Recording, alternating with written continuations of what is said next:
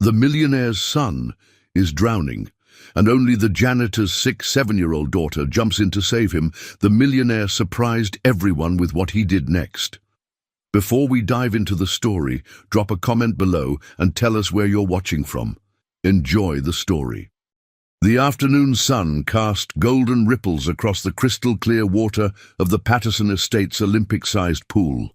7-year-old Tommy Patterson ran along the marble deck, his designer swim trunks dripping as he chased a beach ball that had rolled toward the deep end. Behind him, the massive Georgian mansion stood like a monument to his father's success. James Patterson, the tech mogul whose company had revolutionized cloud computing. "Tommy, slow down," called Elena Rodriguez from the pool house where she was folding fresh towels.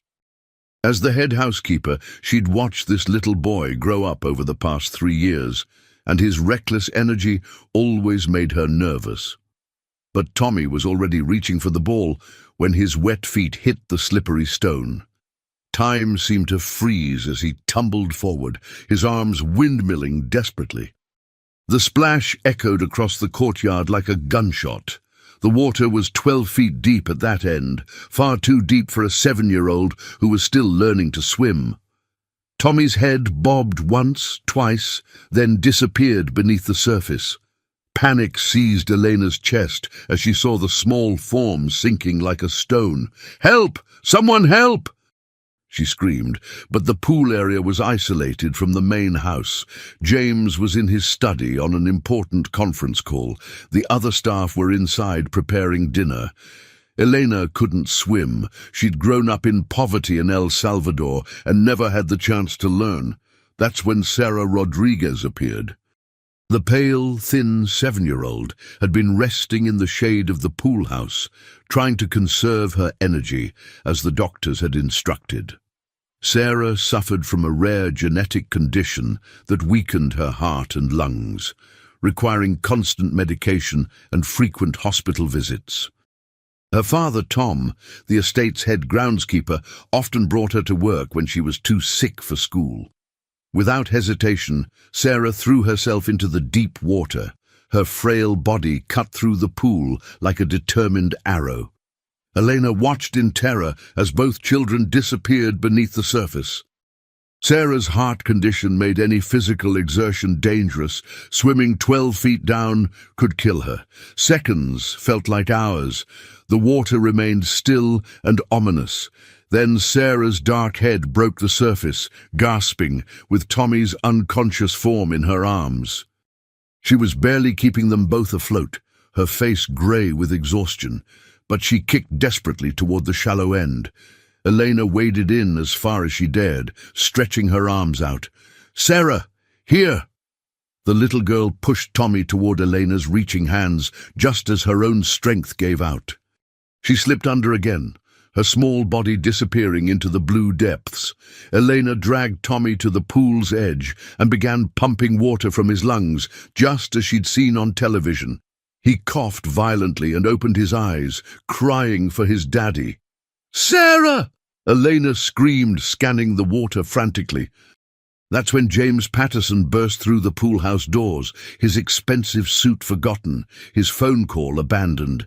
He'd heard Elena's screams from his study window. In one fluid motion, he dove into the pool fully clothed and pulled Sarah's limp form from the bottom. As he carried the unconscious girl to the poolside, performing CPR with the skill of someone who'd taken emergency training, one thought pounded through his mind. This dying child had just saved his son's life. Sarah's eyes fluttered open, and she whispered weakly, "Is Tommy okay?" James Patterson, worth $800 million, looked down at the groundskeeper's daughter, this brave, selfless little girl who'd risked everything for his child, and made a decision that would shock everyone who knew him. But what he did next would change both families forever. James Patterson's hands trembled as he wrapped Sarah in his expensive cashmere coat, the fabric worth more than most people's monthly salary. The paramedics had stabilized her, but her lips were still blue, her breathing shallow and labored. Tom Rodriguez knelt beside his daughter, tears streaming down his weathered face. his work clothes still damp from his desperate attempt to help. "Sir, I'm so sorry," Tom whispered, his voice breaking. "She shouldn't have been near the pool. I know the rules about keeping her away from your private areas. I'll pack our things tonight and—" "Stop." James's voice cut through the chaos like a blade. He looked at this humble man who'd maintained his grounds for 5 years with quiet dignity, whose daughter had just saved Tommy's life without a moment's hesitation. "You're not going anywhere. Not ever." The hospital waiting room fell silent as James made his announcement to the assembled staff and his ex-wife Margaret, who'd rushed over from her Beacon Hill mansion, her designer heels clicking against the sterile floor. Elena Rodriguez clutched her rosary beads, praying in rapid Spanish. Mrs. O'Brien, the cook, sat rigid with worry. Even the estate's security team had come to check on the little girl who'd somehow captured everyone's hearts. "I'm paying for Sarah's medical treatment, all of it. Whatever she needs, wherever we need to go, whatever it costs." Margaret's perfectly manicured nails dug into her Hermes purse, her face a mask of controlled shock. "James, that's very generous, but surely their insurance covers basic care." "They don't have insurance that covers experimental treatments," James interrupted, his voice steel. "I've already called Dr. Harrison at Boston Children's Hospital. Sarah will get the best care money can buy. I've also contacted specialists in Switzerland and Germany."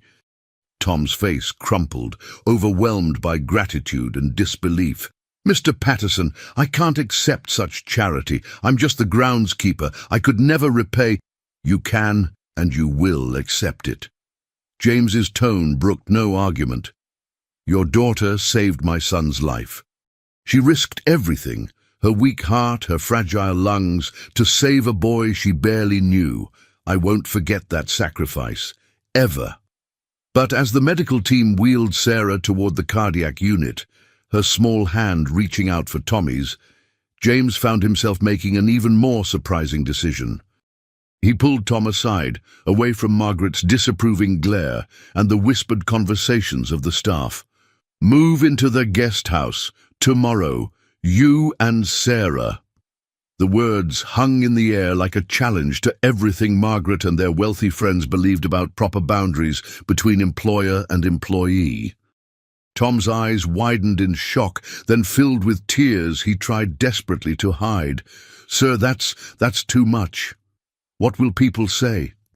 "Let them talk," James said firmly, watching through the window as Tommy refused to leave Sarah's bedside despite the late hour. "Some things matter more than what people say." Margaret Patterson had been James's wife for 8 tumultuous years and his ex-wife for 2 more. She understood the intricate rules of Boston's elite social circle better than anyone, who belonged, who didn't, and the invisible lines that must never be crossed. And James was obliterating every single one of those lines. "You can't be serious," she hissed as they stood in the hospital corridor, her voice low but venomous. "Moving the help into the guest house? James, what will people think? The Worthingtons, the Cabots, the entire country club set. They'll ostracize you, ostracize Tommy." "I don't care what people think." James watched through the window as Tommy sat beside Sarah's hospital bed, holding her pale hand and whispering stories about his toy cars, his face more animated than Margaret had seen since before the divorce. "Look at them, Margaret. Really look." Something profound was happening between the 2 children that transcended their different worlds. Tommy, who'd been withdrawn and angry since the divorce, throwing tantrums and refusing to connect with anyone, was suddenly animated and protective. Sarah, despite her weakness and the frightening array of medical equipment surrounding her, smiled more in Tommy's presence than Tom had seen in months. Dr. Harrison approached with Sarah's test results, his expression grave and professional.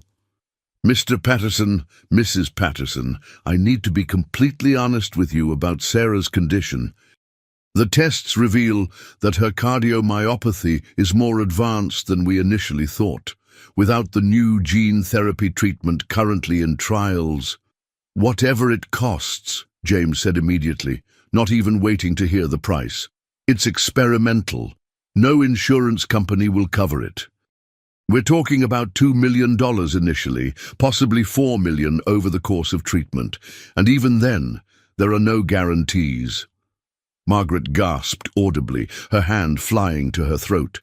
Tom went pale, swaying slightly as the enormous figure hit him like a physical blow, but James didn't hesitate, didn't even blink. Do it. Start immediately. Money is no object. As they drove home that evening in James's Bentley, Margaret's silence was more dangerous than her arguments. The luxury car felt suffocating as tension filled every inch of space between them. Finally, she spoke, her voice deadly quiet. You realize what you're doing, don't you? You're destroying your reputation, your social standing, everything we built together, for a sick child who isn't even yours. James gripped the steering wheel tighter, his knuckles white. No, Margaret. I'm saving the child who saved our son. I'm doing what any decent human being would do. Decent human beings don't give away millions to the help's children. They express gratitude, maybe pay for basic treatment, then move on with their lives. But James didn't tell her about the phone call he'd made from the hospital bathroom while Sarah was being examined. The call to his lawyer about changing his will, about setting up trust funds, about ensuring Sarah's future regardless of what happened to him. Because Sarah Rodriguez had shown him something that night. True courage, selfless love, the kind of character he desperately wanted his own son to learn. And that realization was about to turn everyone's world completely upside down.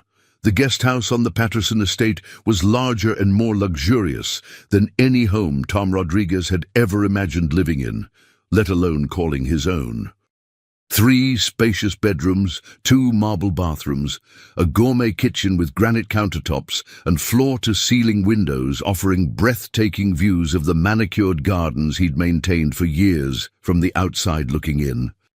As he carried Sarah's few belongings inside, a battered teddy bear, some worn picture books, her medications in a small cooler, he felt like an imposter in someone else's dream.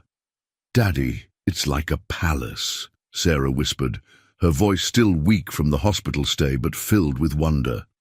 She was supposed to rest, doctor's orders, but her eyes were bright with amazement as she explored her new room, complete with a bay window overlooking the rose garden, built-in bookshelves, and a canopy bed that looked like something from a fairy tale. Tommy bounded in behind them, his energy infectious and boundless. "Sarah!" "Mum said you can watch movies on the big screen TV in the living room, and there's a whole library upstairs with thousands of books, and maybe when you're feeling better, we can build the most amazing fort in the woods behind the pond." Margaret watched this scene from the main house's French doors, her jaw clenched so tightly her teeth ached.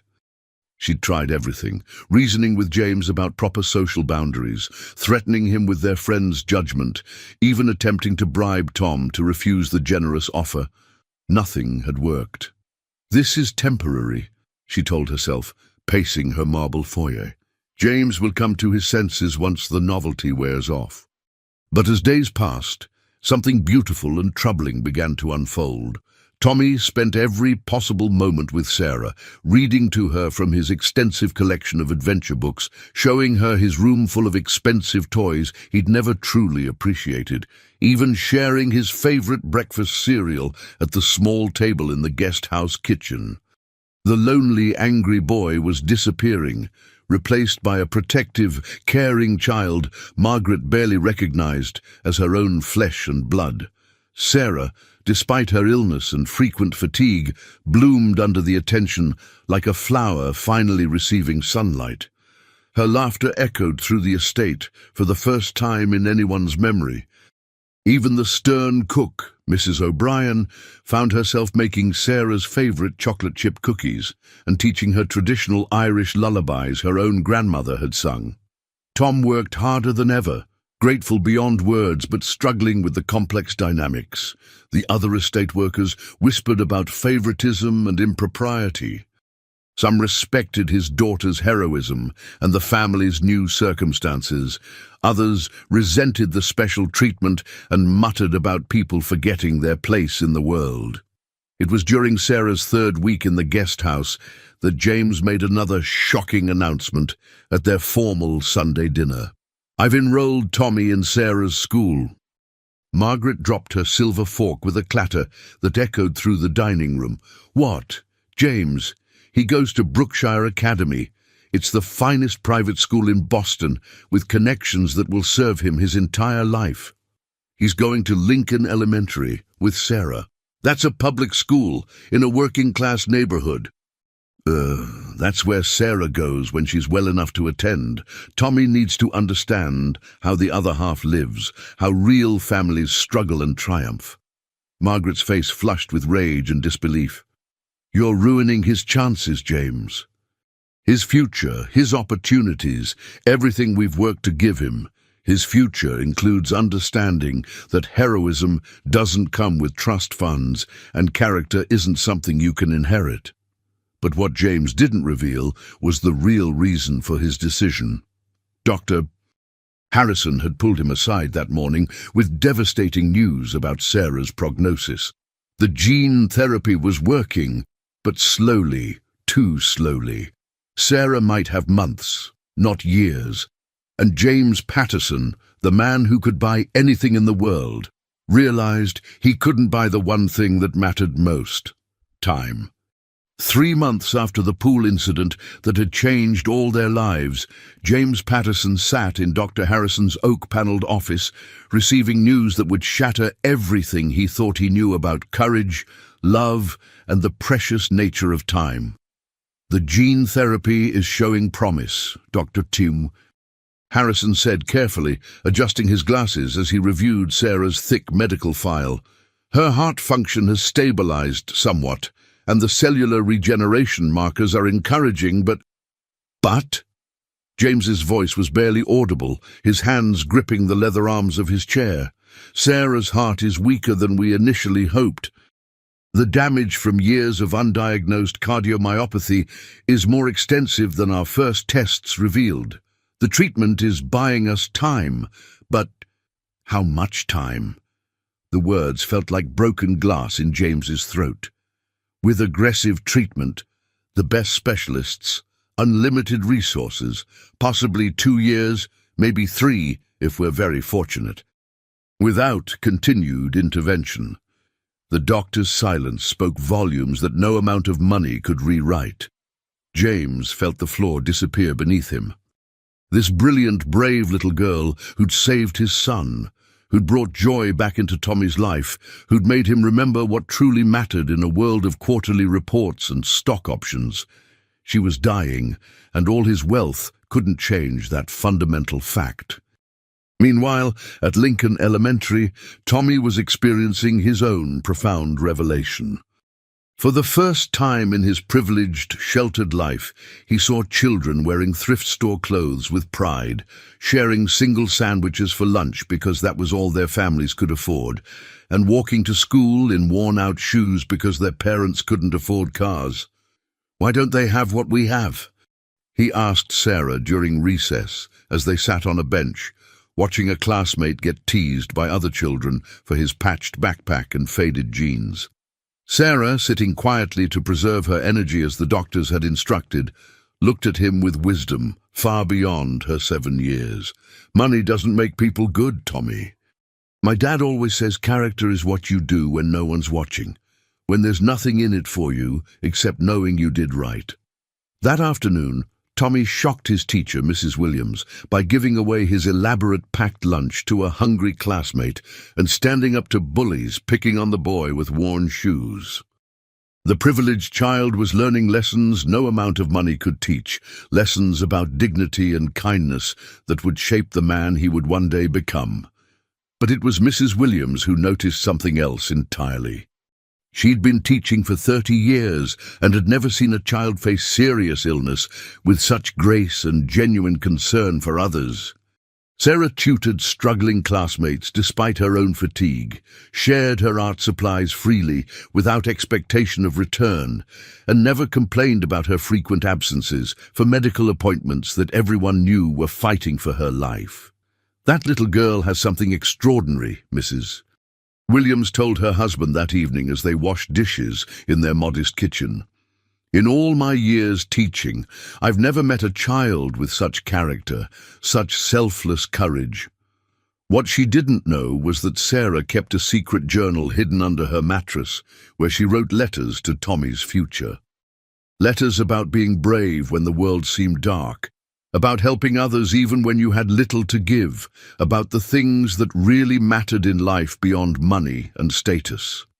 Because Sarah Rodriguez, at 7 years old, understood something adults often forgot in their busy, complicated lives, that time was the most precious gift of all. And in the Patterson mansion, James was making a decision that would ensure Sarah's letters and her extraordinary spirit would never be forgotten. On a cold November evening, with snow beginning to dust the perfectly manicured lawns of his estate, James Patterson called his attorney with instructions that would make headlines across Boston's elite social circles and send shockwaves through the entire New England establishment. "I want to change my will," he said, standing in his mahogany-paneled study overlooking the guest house where Sarah was patiently teaching Tommy to play chess despite her trembling hands and growing fatigue. "Of course, Mr. Patterson. What modifications would you like to make?" Robert Whitman had been the Patterson family attorney for 15 years, handling everything from business acquisitions to the divorce settlement. He'd seen James make impulsive decisions before, but nothing had prepared him for what came next. "Sarah Rodriguez is to inherit $50 million upon my death, with Tom Rodriguez as trustee until she turns 18. If she doesn't survive to adulthood, the money goes to pediatric heart research in her name, specifically funding the gene therapy that's treating her condition." The silence on the other end was deafening. Finally, Attorney Whitman found his voice, shock evident in every syllable. "Sir, that's a substantial sum for someone who isn't family. Are you certain about this decision? She saved my son's life. More than that, she's teaching him how to live it with purpose and compassion." Lynn, what James didn't say was the rest of his plan, the comprehensive strategy he'd been quietly developing. He'd been setting up multiple trust funds that would ensure Sarah's medical care for life, regardless of his own fate. He'd also been investigating the finest specialists in Switzerland, Germany, and Japan, places where experimental treatments might buy precious additional time. That same evening, Margaret arrived for her weekly dinner with Tommy, a court-mandated arrangement she endured rather than enjoyed. The sight that greeted her through the guest-house window stopped her cold and sent an unexpected stab of pain through her chest. Tommy, Sarah, and Tom Rodriguez sat around the modest kitchen table, sharing a simple meal of homemade soup and bread, laughing together with genuine joy and affection.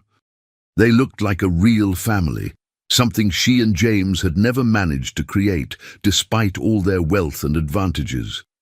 "She's dying, isn't she?" Margaret asked James later that evening, her voice uncharacteristically quiet as they stood in his study.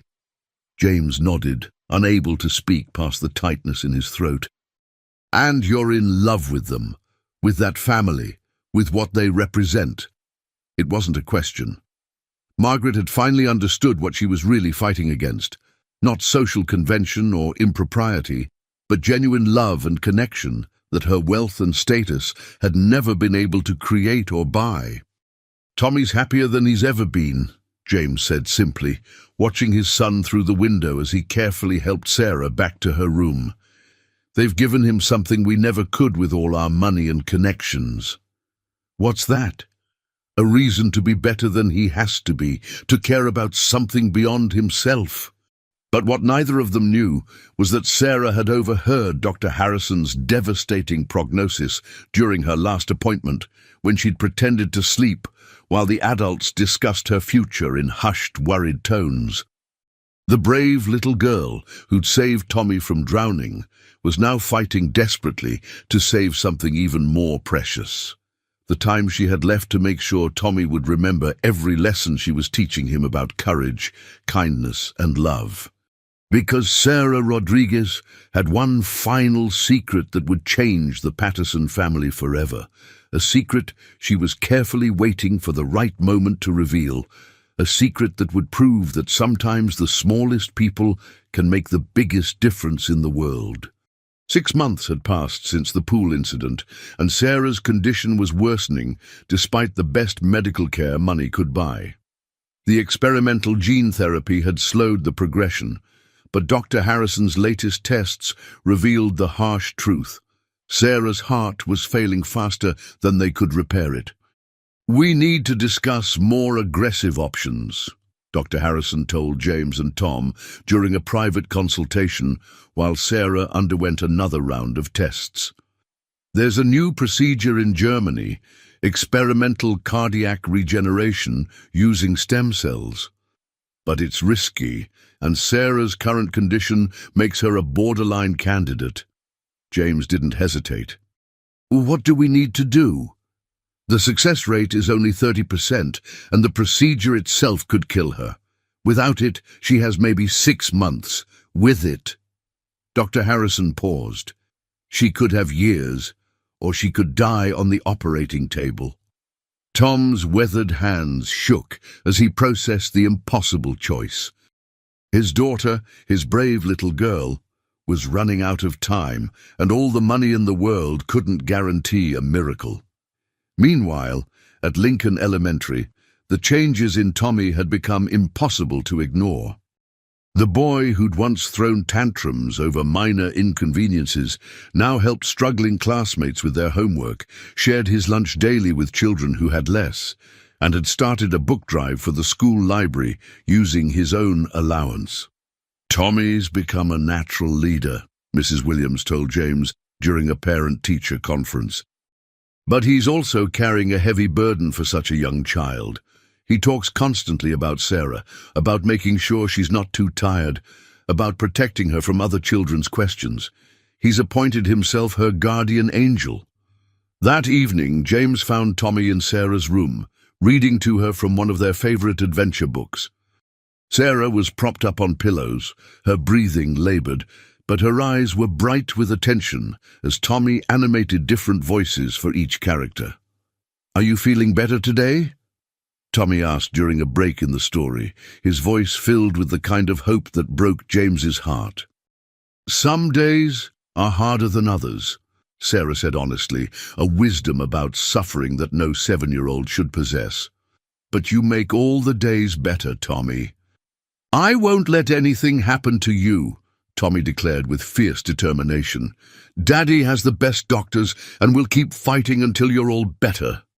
James watched from the doorway as Sarah's expression grew sad, as if she knew something Tommy didn't. That night, she asked to speak with James privately.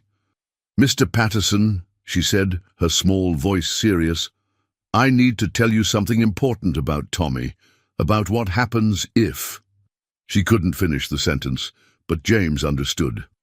"Sarah, you don't need to worry about—" "Yes, I do." Her interruption was gentle but firm. "Tommy thinks money can fix everything because that's all he's ever known, but some things can't be bought. When I'm gone, he'll need to learn that love doesn't die just because people do."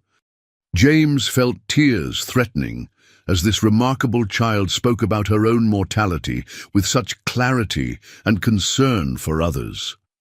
"There's something else," Sarah continued, reaching under her pillow for a worn notebook. "I've been writing letters. For Tommy. For when he's older and might forget the things we talked about." As James opened the notebook and saw pages of careful 7-year-old handwriting filled with profound thoughts about kindness, courage, and what it meant to be a good person, He realized that Sarah Rodriguez was teaching them all lessons that would last long beyond her brief life. But what Sarah didn't know was that James had already made the decision about Germany, and time was running out faster than any of them imagined. News of Sarah's worsening conditions spread through Lincoln Elementary like wildfire, and the response shocked everyone, including James Patterson. Children who barely had enough for themselves began bringing quarters and dollar bills to school, determined to help Tommy's friend get better. Mrs. Williams organized a school-wide fundraiser, not knowing that money wasn't the issue. "We want to help Sarah," she explained to James when he came to pick up Tommy. "These children may not have much, but they have huge hearts." The sight of dozens of children contributing their lunch money, their allowances, their birthday dollars to help Sarah moved James in ways his wealth never had. A little girl named Maria gave her only $5, money she'd been saving for months to buy her mother a birthday present. A boy named David donated his entire piggy bank, $37 in coins, explaining that Sarah helped me with math when I was scared to ask the teacher. "We can't take their money," Tom protested when James told him about the fundraiser. "These families need every dollar they have." But James had a different idea. "What if we take their donations and use them for something Sarah would love? Something that helps other children?" That weekend, James took Sarah and Tommy to the children's ward at Boston Children's Hospital, where they used the school's donations to buy books, games, and art supplies for young patients. Sarah, despite her wheelchair and oxygen tank, lit up as she handed out gifts to children fighting their own battles against serious illnesses. "This is better than any medicine, isn't it?" she whispered to a little boy, recovering from surgery, giving him a stuffed animal bought with her classmates' quarters. Tommy watched his friend with growing understanding. She was sick, maybe dying, but she was using her remaining energy to help others. It was a lesson about purpose that no amount of privilege could have taught him. Meanwhile, Margaret had been watching these developments with growing unease. Her weekly dinners with Tommy had become exercises in listening to stories about Sarah, about the fundraiser, about Tommy's plans to make sure Sarah never feels alone. "James, this has gone too far," she confronted him after Tommy excitedly told her about their hospital visit. "You're letting a dying child dictate our son's entire life. What happens when she dies? Tommy will be devastated." "Maybe devastation isn't the worst thing," James replied quietly. "Maybe learning that some losses are worth the pain is exactly what Tommy needs to learn. You're gambling with our child's emotional well-being for the sake of playing savior to the groundskeeper's daughter." But that night, Margaret made a decision that surprised everyone, including herself. She showed up at the guest house with a casserole she'd actually cooked herself, the first time she'd been in a kitchen in years. "I wanted to bring dinner," she told a stunned Tom and Sarah, "and to apologize. I've been difficult about this situation." As she sat in the modest kitchen, watching Sarah slowly eat the soup she'd made, Margaret began to understand what James and Tommy had discovered. This wasn't charity or pity. This was love, pure and simple, the kind that didn't calculate cost or benefit. "Mrs. Patterson," Sarah said quietly, "thank you for sharing Tommy with us. He's the best friend I've ever had." For the first time in months, Margaret felt her carefully constructed walls beginning to crumble. But what she didn't know was that Dr. Harrison had called James that morning with urgent news about Germany. They had to make the decision about surgery within 48 hours. Time was running out, and Sarah's secret was about to change everything they thought they knew about courage, sacrifice, and the true meaning of family. The decision about Germany weighed heavily on everyone's minds, but it was Sarah who made the choice that surprised them all. On a quiet Sunday morning, she asked James, Tom, Tommy, and even Margaret to gather in the guest house living room for what she called an important family meeting. "I've been thinking about the surgery in Germany," she began, her voice steady despite her obvious fatigue. "And I've decided I don't want to go." Tom's face went white. "Sarah, sweetheart, you don't understand. This could save your life." "I understand more than you think, Daddy." Sarah pulled out her worn notebook, the one she'd shown James weeks earlier. "I've been writing letters to Tommy for when I'm gone, but I realized I need to write letters to all of you." She opened to a page marked with a pressed flower Tommy had given her. "This is for you, Daddy. I wrote about how proud I am that you work so hard to make beautiful things grow, and how you taught me that the most important gardens are the ones we plant in people's hearts." Tom's tears came freely as Sarah continued reading her father's letter, thanking him for showing her that dignity came from how you treated others, not from how much money you had. She turned another page. "Mrs. Patterson, I wrote this for you. I know you think I took your family away, but I think maybe I helped you find them again." Margaret listened in stunned silence as Sarah read words of forgiveness and understanding that no adult could have written with such grace. "And Tommy," Sarah's voice grew stronger, "I wrote you the most letters because you're going to live the longest and do the most good in the world." She read letter after letter, about being brave when you're scared, about helping people who can't help themselves, about remembering that every person has value regardless of their bank account. Each letter was a lesson wrapped in love, wisdom that would guide Tommy long after Sarah was gone. "But why don't you want the surgery?" James asked, his voice thick with emotion. "Because I've been watching all of you for months now, and I've realized something important. You don't need me to get better to learn these lessons. You've already learned them. Tommy's already becoming the man he's supposed to be." She paused, looking around at each face. "The surgery is scary and might not work, but even if I die tomorrow, I'll have lived long enough to see Tommy's daddy become a father who puts love before money, to see my daddy treated with the respect he's always deserved, and to see Mrs. Patterson discover that being rich in love is better than just being rich." "Ah, Sarah, you can't give up," Tommy pleaded, tears streaming down his face. "I'm not giving up, Tommy. I'm choosing how to spend the time I have left. I want to spend it here, with our family, making more memories instead of being scared in a hospital far away." But Sarah wasn't finished. She had one more letter, one she'd written but never planned to read aloud. "There's something else I need to tell all of you," she said, her voice growing quiet. "Something I've been keeping secret because I didn't want to hurt anybody." She opened to the final page of her notebook where she'd written in her careful 7-year-old handwriting, "The day I saved Tommy from drowning, I wasn't thinking about being brave or heroic. I was thinking about my mama." Tom's face went pale. Sarah rarely mentioned her mother, who died when Sarah was just 3 years old. "My mama drowned when I was little, trying to save another child who fell into a river. I barely remember her, but Daddy told me she didn't hesitate, didn't think about the danger. She just jumped in because that's what love does." The room fell completely silent as Sarah's revelation hit them all.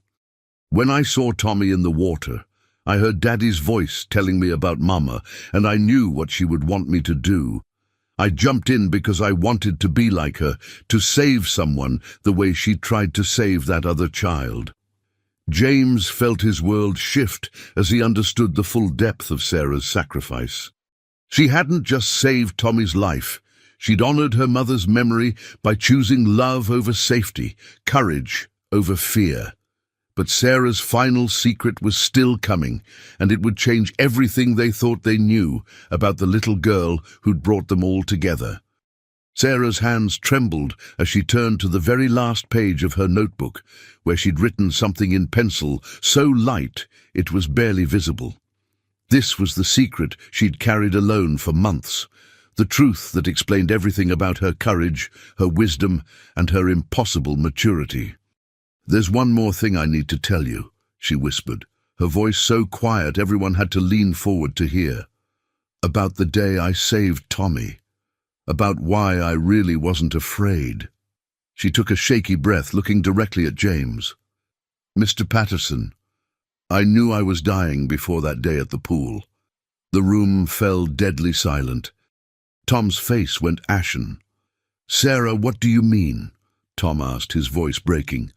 I heard you talking to Dr. Martinez at the clinic 3 months before the pool accident. You thought I was sleeping in the chair, but I was listening. He told you my heart was getting worse, that we couldn't afford the treatments I needed, and that. She couldn't finish the sentence. James felt the floor drop away beneath him. You knew you were dying and you still jumped in the pool. That's why I jumped in, Sarah said simply. I knew my time was short anyway, but Tommy's time was just beginning, it seemed like a fair trade. Tom buried his face in his hands, overwhelmed by his daughter's revelation. All this time, he'd thought her bravery came from childish innocence. Instead, it had come from the most mature understanding of sacrifice imaginable. But there's more, Sarah continued, her voice growing stronger. After Mr. Patterson started paying for my treatment, after the gene therapy began working, I realized something. I wasn't just saved from drowning that day. I was saved for a reason. She looked around at each of them. I was saved to teach Tommy how to be good, to help his daddy remember what really matters, to show Mrs. Patterson that love doesn't have to cost anything, and to give my daddy the respect and security he's always deserved but never had. Margaret, who had been silent through the entire revelation, finally spoke. You planned this, all of it. You've been orchestrating your own legacy. Not planned exactly, Sarah said. But when I realized God was giving me extra time, I wanted to use it for something important. Tommy was going to grow up thinking money could solve everything, that people like us didn't matter. Now he knows better. She turned to Tommy, who was crying openly. That's why I don't want the surgery in Germany. I've already done what I was meant to do. You're going to grow up to be a man who helps people, who remembers that everyone has value. That's worth more than any amount of extra time for me. But James wasn't ready to accept her decision. Sarah, you can't choose to die, not when we have a chance to save you. I'm not choosing to die, Mr. Patterson. I'm choosing how to live the time I have left. She handed Tommy a special envelope from her notebook. This is my last letter to you, Tommy. But don't read it until you're grown up and maybe feeling lost or sad. It will remind you of everything we learned together. As Tommy clutched the letter to his chest, Sarah made one final announcement that would shock them all. I have one last request. When I die, I want you to do something that will help other children like me. Not just rich children who can afford the best doctors, but all children. I want my death to mean something. James looked at this remarkable 7-year-old who had taught them all about courage, sacrifice, and love, and realized that Sarah Rodriguez had been planning not just her legacy, but theirs as well. But what she asked them to do next would test everything she'd taught them about the true meaning of family. The next morning brought devastating news that would test everyone's resolve. Dr. Harrison called with the results of Sarah's latest tests. Her heart function had declined dramatically overnight. Without immediate intervention, she had days, not weeks. The Germany option is now off the table, Dr. Harrison explained during an emergency meeting at the hospital. Sarah's too weak for surgery. We can make her comfortable, but... The unfinished sentence hung in the air like a death sentence. That afternoon, the Patterson estate became a sanctuary of quiet activity. Sarah, propped up in the guest house living room with pillows and blankets, held court like a small queen receiving her subjects. Mrs. Williams arrived with cards from every student at Lincoln Elementary. Mrs. O'Brien brought homemade Irish soda bread, Sarah's new favorite. Even the estate's security team stopped by to pay their respects to the little girl who had touched everyone's lives. But it was Margaret's presence that surprised everyone most. She'd been coming daily, sometimes just sitting quietly while Sarah rested, other times helping Tom with household tasks. The former socialite was learning to cook, to clean, to care for someone else without expecting anything in return. "Why are you doing this?" Tom asked her one evening as they washed dishes together while James read to the children in the living room. "Because she saved my family too," Margaret said quietly. "Not just Tommy from drowning, but all of us from drowning in our own selfishness and isolation."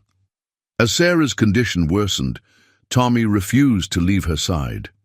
He read to her constantly, told her stories about their future adventures when she got better, though they both knew she wouldn't, and made sure she was never alone.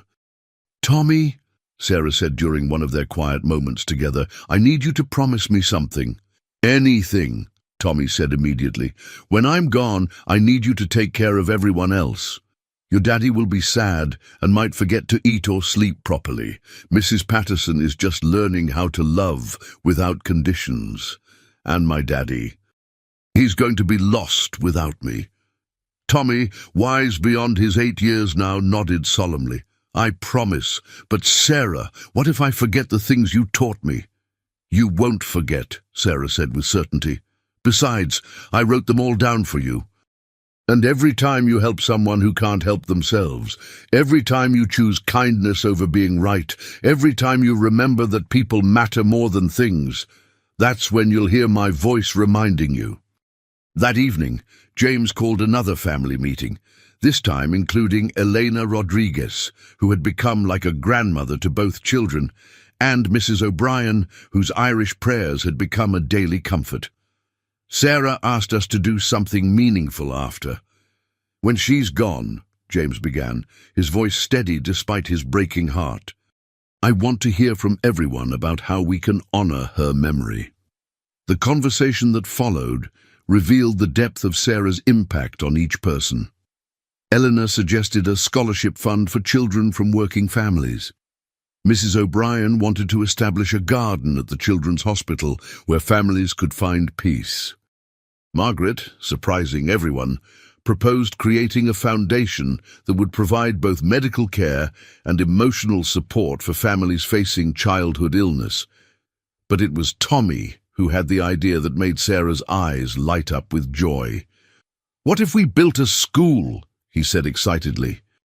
"A school where kids like Sarah and kids like me could learn together, where it doesn't matter how much money your family has." Sarah clapped her hands weakly, her face glowing with happiness. "Yes, a school where everyone learns that people are people, no matter what." "The Sarah Rodriguez Academy," James said immediately. "We'll build it here, on the estate. The best teachers, full scholarships for children who need them, and every student will learn about kindness and courage along with math and reading." But as they planned Sarah's legacy, none of them knew that she had one final surprise, one last lesson that would transform their understanding of what it truly meant to be a family. The end was coming quickly now, and Sarah Rodriguez had one final gift to give them all. 3 days before Sarah Rodriguez passed away, she asked everyone to gather one last time in the guest house living room. Her breathing was labored now, and she could barely sit up without help, but her eyes held the same bright intelligence that had captivated them all from the beginning. "I have one final secret," she whispered, her voice so weak that Tommy had to hold her hand to give her strength. "Something I've never told anyone, not even Daddy." She pulled out a folder from under her pillow, different from her notebook of letters, thicker and more carefully organized. Tom's eyes widened as he recognized his daughter's meticulous handwriting covering dozens of pages. "The day I saved Tommy wasn't the first time I saw him at the pool," Sarah began, her words coming slowly but with purpose. "I'd been watching him for weeks from the pool house window while Daddy worked. I saw how lonely he was, how angry. I saw Mrs. Patterson visit and leave without really seeing him. I saw Mr. Patterson work in his office while his little boy played alone. James felt his heart stop. Sarah, what are you saying?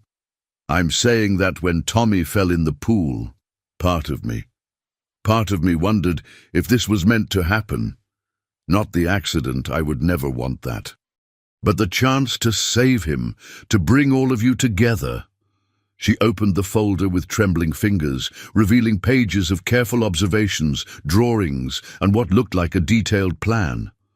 I wrote down everything I noticed about your family, about how much you all needed each other, but didn't know how to connect. When Dr. Martinez told Daddy about my heart, when I knew my time was short, I started planning how to use whatever time I had left to fix your family. Margaret gasped, understanding dawning on her face. You orchestrated all of this, the rescue, bringing us together. Not orchestrated, Sarah corrected gently. I couldn't make Tommy fall in the pool. That was a real accident. But once it happened, yes, I knew it was my chance to do something that mattered. She turned a page, revealing detailed notes about each family member's needs and weaknesses. Mr. Patterson needed to remember that love was more important than money. Tommy needed to learn that people who have less aren't worth less. Mrs. Patterson needed to discover that being needed was better than being envied. And my daddy, he needed to know his own worth. Tom stared at his 7-year-old daughter in amazement. Sarah, how did you understand all this? Because when you know you're going to die young, you pay attention to what really matters. I watched, I listened, and I learned. And then I planned. She pulled out the final section of her folder, architectural drawings that looked almost professional, despite being done in colored pencils. This is my real final gift, she said, her voice growing stronger with excitement. Not just the idea for a school, but the complete plan. I drew every classroom, every playground, every garden. I wrote down exactly how it should work. The drawings were breathtaking. Sarah had designed a school that was part traditional classroom, part community center, part healing garden. There were spaces for children of all abilities, quiet rooms for those who needed peace, and open areas where families from different backgrounds could come together. Look at this page, she said, pointing to a detailed drawing of the main building. I designed it so the rich kids and the poor kids share everything, lockers, lunch tables, study groups. No one gets special treatment because everyone gets special treatment. James studied the plans with growing amazement. These weren't the drawings of a dying child making a wish. They were the blueprints of someone who truly understood how to change the world, one relationship at a time. And this, Sarah continued, pointing to another page, is the Sarah Rodriguez Foundation. Not just for medical research, but for helping families like mine afford the care they need while keeping their dignity intact. The foundation plan was as detailed as the school design. Sarah had thought through everything, how to identify families in need, how to provide help without shame, how to create a network of support that would last long after she was gone. But the most important part, she said, turning to the final page, is this. It was a simple drawing of all of them together. James, Tommy, Margaret, Tom, Elena, Mrs. O'Brien, even Mrs. Williams from school. They were standing in front of the school Sarah had designed, but they weren't just standing together. They were holding hands, forming a circle that seemed to extend beyond the edges of the paper. This is what I wanted to create, Sarah whispered. Not just a school or a foundation, but a family, a real family that includes everyone who needs love and gives everyone a chance to matter. Tommy was crying openly now. Sarah, you did it. You saved all of us. No, Tommy, I just showed you how to save each other. 2 days later, on a peaceful Tuesday morning with golden sunlight streaming through the guest house windows, Sarah Rodriguez passed away in her sleep, surrounded by everyone who loved her. Her final words, whispered to Tommy the night before, were simple. Remember to be brave, remember to be kind, and remember that love never really dies. 6 months after Sarah's funeral, ground was broken on the Sarah Rodriguez Academy. The ceremony was attended by hundreds of people, not just Boston's elite, whom James had expected, but families from Lincoln Elementary, former patients from the Children's Hospital, and community members who had heard Sarah's story and been inspired to contribute. Tommy, now 8 years old, spoke at the groundbreaking with a wisdom that amazed everyone who heard him.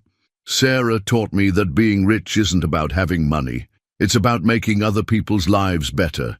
This school will make sure every kid learns what she taught me, that we're all in this together. Margaret and James, who had remarried 6 months after Sarah's death, stood together with Tom Rodriguez, who now served as the head of facilities for both the Patterson estate and the new academy. Their family had been reformed around the lessons a 7-year-old girl had taught them about love, sacrifice, and the true meaning of wealth. And in the school's main hallway, in a place of honor where every student would see it daily, hung Sarah's final drawing, the circle of connected hands, with a plaque that read, "Sarah Rodriguez, age 7.